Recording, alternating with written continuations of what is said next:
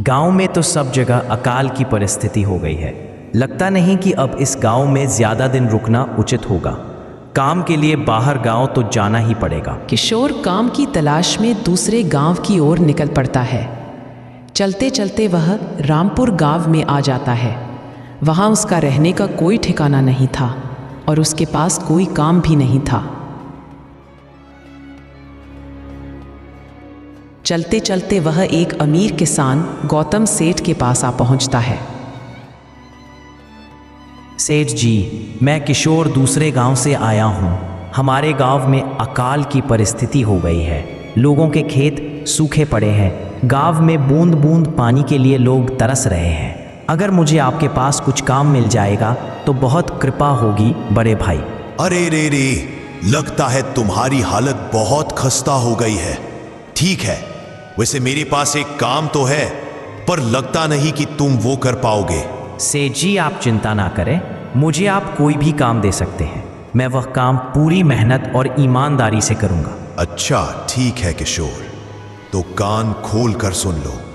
मेरे पास 60 गाय और 50 भैंस है। तुम्हें हर रोज उन जानवरों का गोबर निकालना होगा और रोज सुबह शाम उन्हें चारा पानी देना होगा। महीने के आखिर में तुम्हें इस काम के लिए 300 रुपए मिलेंगे। और हाँ, 2 वक्त का खाना भी हमारी तरफ से मुफ्त दिया जाएगा। बोलो, क्या तुम यह काम कर पाओगे? अरे बाप रे, 60 गाय और भैंसों को संभालना आसान काम नहीं है। पर अब मैं कुछ कर भी तो नहीं सकता और ऊपर से सेठ जी 2 वक्त का खाना भी दे रहे हैं। ठीक है सेठ जी, मैं ये काम कर लूंगा, पर एक विनती है। हाँ बोलो किशोर, क्या बात है? अगर आपको समस्या ना हो तो क्या मैं आपके गायों के साथ गौशाला में रह सकता हूँ? सेठ जी, मैं इस गांव में नया हूँ। मेरा रहने का कोई ठिकाना नहीं है। गौतम सेठ थोड़ी देर तक सोचता है और किशोर को ऊपर से नीचे तक देखने के बाद उससे कहता है, ठीक है किशोर, तुम गौशाला में रह सकते हो। जी धन्यवाद सेठ जी। तब से किशोर गौशाला में रहकर अपना काम करने लगता है। वह रोज जल्दी उठकर गाय और भैंसों का गोबर निकालता, उन्हें चारा डालता और समय पर दूध भी निकालता था। हर रोज किशोर अपना काम ईमानदारी और पूरी मेहनत से करता था।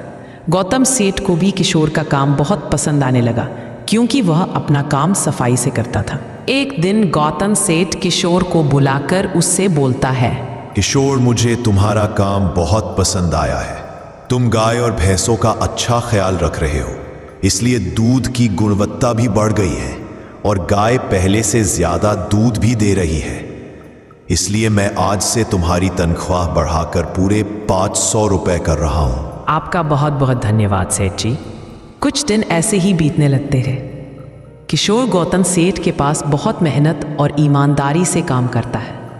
धीरे धीरे किशोर के पास अच्छा खासा रुपया जमा हो जाता है, जिससे वह अपने लिए छोटा सा रहने लायक एक कुटिया बनवा लेता है। उस गौशाला में सोकर तो नाक से गोबर की गंध अभी भी नहीं जा रही। अब आखिरकार मुझे अपने घर में चैन से सोने को तो मिलेगा। तब से किशोर गौतम सेठ के पास गौशाला में काम करने आता और 2 वक्त का खाना खाकर अपने घर सोने के लिए चला जाता था। कई साल ऐसे ही बीत जाते हैं। किशोर की मेहनत के कारण उसके पास अच्छा खासा रुपया जमा हो जाता है। एक दिन किशोर गौतम सेठ से बोलता है, सेठ जी, आजकल गांव में चोरी की समस्या बहुत बढ़ गई है और मेरे पास कुछ रुपए भी जमा है जो मैंने अपने घर में रखे हुए हैं, पर मुझे उन पैसों की चोरी की चिंता हो रही है।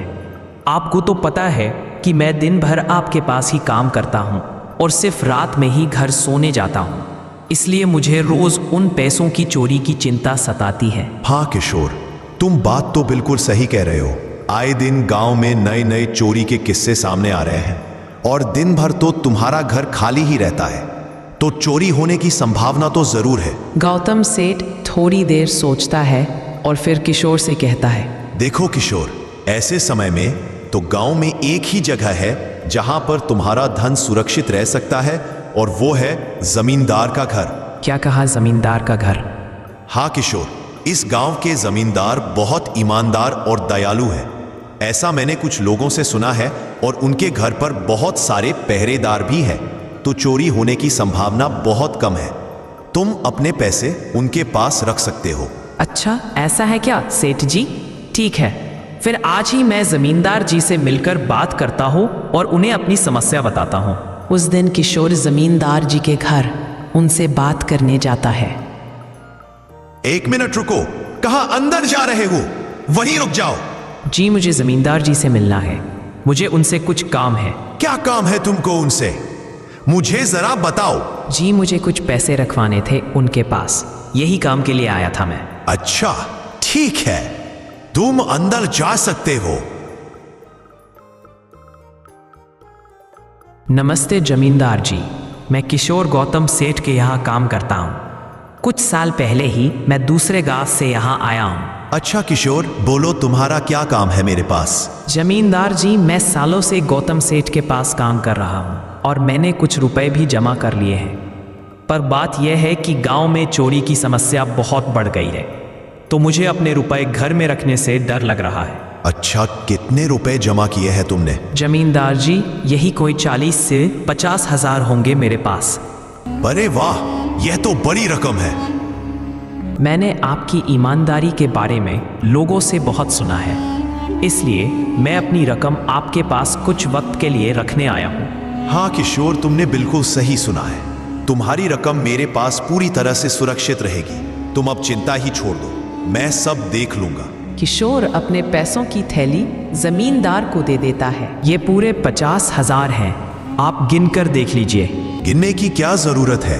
तुम तो गौतम सेठ के आदमी हो, मुझे तुम पर पूरा विश्वास है। जमींदार जी, आपका बहुत बहुत धन्यवाद। अब मुझे चोरों का कोई डर नहीं है, क्योंकि मेरे पैसे सुरक्षित हाथों में हैं। अरे किशोर, कोई बात नहीं, धन्यवाद तो मुझे बोलना चाहिए जो तुम मेरे पास आए अपने रुपए रखने के लिए। किशोर अपने पैसे जमींदार को देकर अपने घर चला जाता है। हाँ किशोर, तुम्हारे पैसे मेरे हाथों में ही अच्छे लगते हैं। ऐसे ही किशोर ईमानदारी और मेहनत से गौतम सेठ के यहाँ काम कर रहा था। देखते ही देखते 2 साल ऐसे ही बीत जाते हैं। एक दिन किशोर सोचता है, अब बहुत साल हो गए गौतम सेठ के यहाँ काम करते हुए। वैसे सेठ जी तो बहुत अच्छे इंसान हैं, पर सोच रहा हूँ कि खुद की ज़मीन लेकर उस पर मेहनत करूँ, तभी मैं बड़ा आदमी बन सकता हूँ। अब जो मेरे पास थोड़े कुछ पैसे हैं और जो ज़मींदार के पास कुछ पैसे संभालने के लिए दिए हैं, वह जमा करके थोड़ी ज़मीन खरीद लूँगा। आज ही ज़मींदार से मिलने जाता हूँ और अपने रुपए मांगता हूँ। यह सोचकर किशोर जमींदार जी के घर चला जाता है। जमींदार जी, मैं अपने रुपए वापस लेने आया हूँ। आपके पास मैंने 50 हजार दिए थे संभालने के लिए। अरे भाई साहब, मैंने पहचाना नहीं आपको, वैसे कौन हो आप? अरे जमींदार जी, मैं किशोर हूँ। पिछले साल मैंने आपको पैसे संभालने के लिए दिए थे, याद आया कुछ? अरे भाई साहब, मेरे पास कितने सारे लोग आते जाते हैं पैसे रखने के लिए और सभी के साथ मेरा अच्छा व्यवहार होता है। वैसे आपके पास कोई कागजात हैं क्या? क्योंकि मैं हर व्यक्ति से कागज पर ही व्यवहार करता हूँ। किसने कितने पैसे दिए, किसके कितने पैसे रखे हैं, सबका व्यवहार रहता है मेरे पास। जमींदार जी, यह आप क्या बात कर रहे हैं? आपकी ईमानदारी देखकर ही मैंने आपको पैसे दिए थे संभालने के लिए, और आप अब ऐसी बातें कर रहे हैं। कृपया करके मेरे पैसे मुझे वापस कीजिए। हाँ किशोर, मैं ईमानदारी से ही काम करता हूँ, इसलिए तो तुमसे मैं डॉक्यूमेंट्स मांग रहा हूँ। क्या तुम्हें पता नहीं, जब तुम किसी से पैसों का व्यवहार करते हो तो तुम्हें स्टेप पेपर पर लिखकर देना पड़ता है। तुम किसी से भी पूछ सकते हो। नहीं जमींदार जी, मैं आपके पैर पड़ता हूँ, कृपया करके मेरे रुपए मुझे दे दीजिए। बड़ी मेहनत से मैंने वो पैसे जमा किए थे, मुझ पर ऐसा अन्याय ना करें। अरे क्या ये झूठ मूठ का रोना धोना लगाया है? लगता है तुम ढोंगी हो और मेरी ईमानदारी और भोलेपन का फायदा उठाकर मुझसे ये रुपए लेने आए हो। रुक, तुझे अभी सबक सिखाता हूं। जमींदार अपने आदमियों को बुलाकर किशोर की पिटाई करने को कहता है। इसे तब तक मारो जब तक यह बेहोश ना हो जाए। इस 2 कौड़ी के आदमी ने मेरी ईमानदारी पर सवाल उठाया है, इसे छोड़ना मत। जमींदार के आदमी किशोर को डंडे से खूब मारते हैं। फिर किशोर दुखी होकर अपने घर चला जाता है। किशोर के शरीर पर घाव के निशान स्पष्ट दिखाई दे रहे थे। 2 दिन से किशोर घाव के दर्द के कारण गौतम सेठ के घर काम के लिए नहीं जा पाता है। इसलिए अगले दिन गौतम सेठ किशोर के पास आ जाते हैं। वह देखते हैं कि किशोर खाट पर सो रहा है, पर वह बड़ा ही चिंता में नजर आ रहा है। किशोर भाई, तुम 2 दिन काम पर नहीं आए, क्या हुआ भाई? तबीयत ठीक है ना तुम्हारी? कुछ समस्या है क्या? अरे सेठ जी, आप खुद यहाँ आए हो। आप खबर भिजवाते तो मैं खुद चला आता। अरे किशोर, कोई बात नहीं। तुम्हें देखकर लगता है तुम बीमार हो। क्या हुआ है तुम्हें? गौतम सेठ, क्या बताऊं? जिस जमींदार के पास पिछले साल मैंने अपने पैसे संभालने को दिए थे, वो आज मुझे पैसे वापस नहीं करना चाहता। वो बहुत लालची इंसान है। वो लोगों को ठग रहा है। और जब मैंने बाद में गिड़गिड़ाना शुरू किया तो उसने डंडे से मार मार कर मेरी पिटाई करवा दी और मुझे वहां से धक्के मारकर निकाल दिया। अरे बाप रे, ये तो बड़ा ही गंभीर विषय है। मैंने तो जमींदार के बारे में अच्छा ही सुना था, पर मुझे भी नहीं पता था कि वो इंसान इतना गिरा हुआ है। तभी मैं सोचूं, हर साल उसकी संपत्ति इतनी ज्यादा कैसे बढ़ रही है। मुझे माफ कर दो किशोर, मैंने ही तुम्हें जमींदार के पास जाने को बोला था। गलती तो मेरी भी है। नहीं गौतम सेठ, आप तो मेरा अच्छा ही सोच रहे थे। यह तो उस जमींदार का लालच है। अब लगता नहीं मेरे पैसे उस जमींदार से वापस मिलेंगे भी। किशोर, मेरे पास एक तरकीब है जिससे मैं तुम्हारे पैसे तुम्हें वापस दिला सकता हूँ। गौतम सेठ भूषण के कान में सारी तरकीब बताता है। ठीक है सेठ जी, हे ऊपर वाले, यह तरकीब कामयाब होने दीजिए। अगले दिन गौतम सेठ बहुत सारे पैसों को एक सूटकेस में भरकर खुद जमींदार के घर जाता है।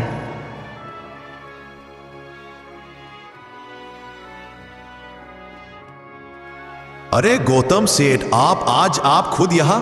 बोलो भाई, इस गरीब के घर कैसे आना हुआ?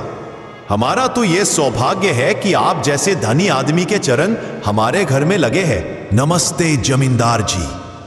अरे जमींदार जी, आप तो मुझे अब लज्जित कर रहे हैं। वैसे मैं कुछ महीनों के लिए दूसरे राज्य में व्यापार करने जा रहा हूं। मैं यह लगभग 1 लाख लाया हूं। मुझे डर है कि कहीं यह चोरी ना हो जाए। क्या आप मेरे सारे पैसे अपने पास संभाल कर रख सकते हैं? आपके सिवाय इस गांव में और किसी पर भरोसा नहीं कर सकता। अरे गौतम सेठ, यह भी कोई पूछने की बात है? मेरे पास आपके पैसे बिल्कुल सुरक्षित रहेंगे। आप निश्चित होकर व्यापार करने जा सकते हैं। इस बार तो बड़ी मछली हाथ लगी है। बार बार ऐसा मौका नहीं मिलता। भारी माल हाथ में लगने वाला है। तभी वहां पर किशोर आ जाता है। अरे किशोर, अच्छा हुआ तुम आ गए। मैं तुम्हारे पास ही आने वाला था। मुझे माफ करना, उस दिन तुम्हें पहचान नहीं पाया। इतने सारे लोग मेरे पास आते हैं तो जरा परेशानी होती है, पर मैं अपनी बातों का बड़ा पक्का हूं। हाँ रुको, मैं तुम्हारे सारे पैसे अभी देता हूं। जमींदार किशोर के सारे पैसे उसे लौटा देता है। माफ करना किशोर, मेरे आदमियों ने तुम्हारे साथ उस दिन बदतमीजी की। मैं आज ही उनको काम से निकालता हूं। किशोर बिना कुछ बोले वहां से चला जाता है।